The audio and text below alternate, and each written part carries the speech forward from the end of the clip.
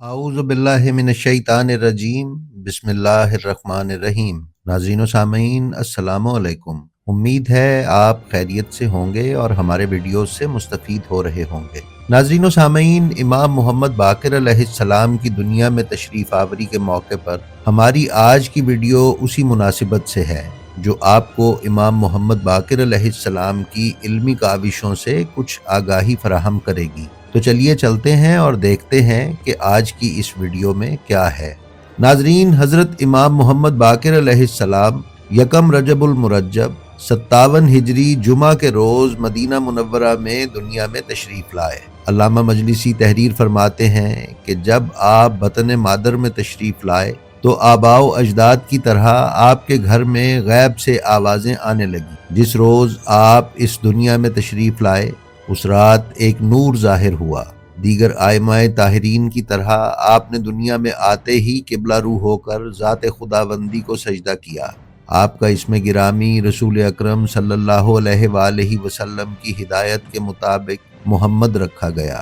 ناظرین، امام علیہ السلام کو باقر اس لیے کہا جاتا ہے کہ باقر سے مراد کسی چیز کو شک کرنے کے ہیں، یعنی کھولنے اور وسعت دینے کے ہیں، چونکہ آپ نے علوم و معارف کو دنیا میں متعارف کروایا اور انسانیت کی نئے علوم کی طرف نشاندہی کی، اس لیے آپ کی کنیت باقر قرار پائی۔ رسول اکرم صلی اللہ علیہ وآلہ وسلم نے حضرت جابر ابن عبداللہ انصاری کے ذریعے سے امام محمد باقر علیہ السلام کو سلام بھجوایا تھا اور یہ پیشگوئی فرمائی تھی کہ میرا یہ فرزند باقر العلوم ہوگا، علم کی گتھیوں کو اس طرح سے سلجھائے گا کہ دنیا حیران رہ جائے گی۔ ناظرین محترم، علامہ نجم الحسن کراروی اپنی کتاب 14 ستارے کے صفحہ 319 پر شیخ مفید اور علامہ شبلنجی کے حوالے سے لکھتے ہیں کہ علم دین، علم احادیث، علم سنت، تفسیر قرآن، علم سیرت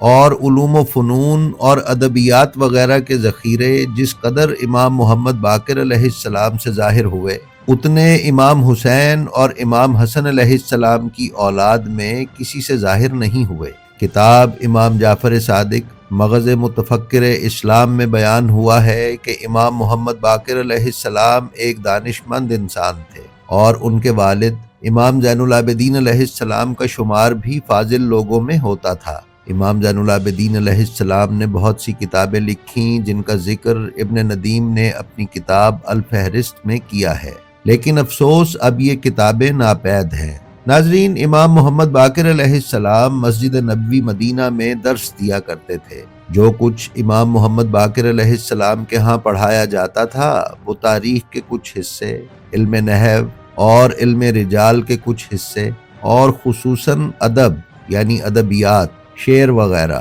کیونکہ امام جعفر صادق علیہ السلام کے دور تک عربوں میں نثر رائج نہیں ہوئی تھی۔ البتہ امام علی علیہ السلام کے کلام میں نثری کلام کا ایک بڑا حصہ ہمیں پڑھنے کو مل جاتا ہے۔ جو طالب علم امام محمد باقر علیہ السلام کے درس میں حاضر ہوتے تھے ان کے پاس کتابیں نہیں ہوتی تھیں، اور امام محمد باقر علیہ السلام بھی بغیر کتاب کے پڑھاتے تھے۔ اس مدرسے کے جو طالب علم ذہین ہوتے اور جو کچھ امام محمد باقر علیہ السلام کہتے وہ انہیں یاد کر لیتے، اور جو طالب علم ذہین نہیں ہوتے تھے وہ استاد کے درس کو مختصراً تختی پر لکھ لیتے اور پھر گھر جا کر بڑی محنت سے کاغذ پر منتقل کر لیتے۔ وہ تختی اس لیے استعمال کرتے تھے کہ کاغذ ان دنوں بہت مہنگا ہوتا تھا اور وہ اتنا کاغذ استعمال نہیں کر سکتے تھے، جبکہ تختی پر لکھا ہوا مٹایا اور دوبارہ لکھا جا سکتا تھا۔ ناظرین، شاید آج کتاب کے بغیر تعلیم ہمیں عجیب لگے،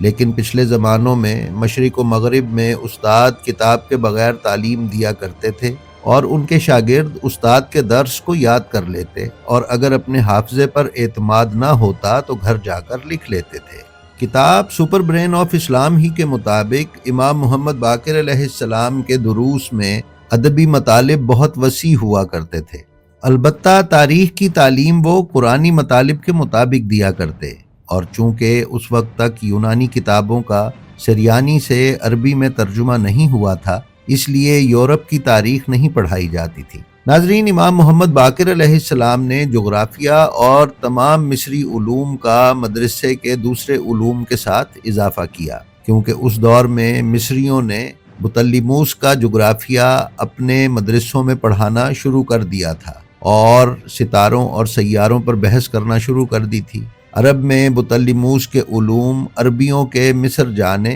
اور مصر سے لوگوں کے عرب آنے کے ساتھ رائج ہونا شروع ہوئے۔ یہ ایک عمومی خیال ہے جو ہم نے آپ کی خدمت میں پیش کیا۔ البتہ کتابوں اور تاریخ کا مطالعہ کیا جائے تو ہمیں معلوم ہوتا ہے کہ عرب بطلیموس سے کہیں پہلے ستارہ شناسی کے علم سے آگاہ تھے، اور وہ اپنے قافلوں کے ساتھ راستوں کا تعین مخصوص ستاروں کی ڈائریکشنز دیکھ کر کیا کرتے تھے۔ ناظرین، مدرسہ باقریہ میں، جو کہ بعد میں امام جعفر صادق علیہ السلام کے دور تک ایک یونیورسٹی کی شکل اختیار کر گیا، یہ علوم صراحت کے ساتھ پڑھائے جاتے تھے، کیونکہ جب ہم امام جعفر صادق علیہ السلام کے دور امامت کا جائزہ لیتے ہیں تو ہمیں معلوم ہوتا ہے کہ امام صادق علیہ السلام نے جس وقت درس و تدریس کا سلسلہ شروع کیا تو آپ جغرافیہ، حیات، فلسفہ اور فزکس بھی پڑھاتے تھے، جبکہ یہ بات تحقیق شدہ ہے کہ جس وقت امام جعفر صادق علیہ السلام نے پڑھانا شروع کیا اس وقت تک مغربی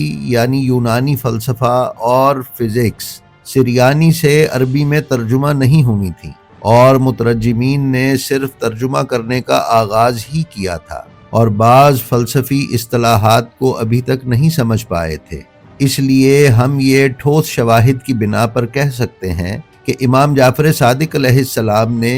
ان مغربی علوم کو اپنے والد بزرگوار سے سیکھا، اور جب ان علوم میں ید طولہ حاصل کر لیا تو ان میں اضافہ بھی کیا۔ دنیاوی لحاظ سے یہ کہا جا سکتا ہے کہ اگر امام جعفر صادق اپنے والد گرامی سے ان علوم کو جن کا ابھی سریانی سے عربی میں ترجمہ نہ ہوا تھا نہ سیکھتے تو وہ ان علوم کی تدریس اپنی یونیورسٹی میں نہ کرتے۔ ناظرین، امام محمد باقر علیہ السلام کی اس یونیورسٹی میں اسٹوڈنٹس کو تعلیم دینے کا کوئی معاوضہ وصول نہیں کیا جاتا تھا، بلکہ الٹا ان کی رہائش اور قیام و طعام کا خرچ یہ مدرسہ خود اٹھاتا۔ کاغذ اس وقت تک اسلامی ممالک میں عوام میں متعارف نہیں ہوا تھا اور دوسرے ممالک سے لایا جاتا تھا۔ یونیورسٹی اپنے طالب علموں کو کتابیں اور مضامین لکھنے کے لیے کاغذ مفت مہیا کرتی، بلکہ امام جعفر صادق علیہ السلام نے یہ طریقہ متعارف کروایا تھا کہ بہترین مقالہ لکھنے والے شاگردوں کو اول، دوئم اور سوئم انعامات سے بھی نوازا جاتا تھا۔ ناظرین معظم، علامہ ذیشان حیدر جوادی نے اپنی کتاب نقوش عصمت میں اور ملک آفتاب حسین نے مجلہ ثقلین اسلام آباد میں بیان کیا ہے کہ امام سجاد علیہ السلام کی سن 95 ہجری میں شہادت کے بعد 114 ہجری تک امام محمد باقر علیہ السلام کو 19 سال کا عرصہ ملا۔ اس عرصے میں چونکہ بنی امیہ اور بنی عباس میں حصول اقتدار کی چپکلش ہو رہی تھی تو ان دونوں خاندانوں کے حکمرانوں کی نظریں آل رسول سے ہٹ گئی تھیں، اور امام محمد باقر علیہ السلام کے لیے ایسے سازگار حالات پیدا ہو گئے کہ وہ عوام الناس کو علم و دانش کی راہ پر لگا سکے۔ یہ امام محمد باقر کا بہت بڑا احسان ہے کہ تعلیم و تربیت اور شریعت کے مقام کی اہمیت کا احساس دلایا۔ اس کا نتیجہ یہ نکلا کہ لوگوں کے رجحانات اہل بیت رسول کی طرف بڑھتے ہی گئے، اور تقریباً 4000 افراد آپ کے درس سے فیضیاب ہوتے تھے۔ امام محمد باقر علیہ السلام کے اس بنیادی کام کی وجہ سے مستقبل میں امام صادق علیہ السلام کو فقہ، تفسیر اور اخلاقی امور پر تالیف و تدوین کا موقع ملا، جو آج فقہ جعفری کے لیے ایک قیمتی اثاثہ ہے۔ امام سجاد علیہ السلام نے صحیفہ کاملہ کے ذریعے دعاؤں کی شکل میں ایک نصاب ترتیب دیا۔ اس کو ایک جامع شکل میں امام محمد باقر علیہ السلام نے اپنی تعلیمات میں شامل کیا، جو بالآخر امام صادق علیہ السلام نے ایک یونیورسٹی کے کلچر میں متعارف کروایا۔ ناظرین، امام محمد باقر علیہ السلام کے علمی مبارزوں اور مناظروں میں کفر و شرک، ظلم و ستم، جابر حاکموں کی تنبیہ، بے راہ روی اور اصلاح اجتماعی کی کوشش، اجتماعی عدل اور اس کی ضرورت شامل ہے۔ امام محمد باقر علیہ السلام کے دیگر علمی فیوز میں احکام فقہ کی تدوین، اجتہاد اور استنباط کے احکام کا مرتب کرنا، تقیہ کی موجودگی میں شیعی اعتقاد اور سیاسی شعور کی تربیت، فقہ، کلام اور مباحث اخلاق میں شاگردوں کی تربیت شامل ہے۔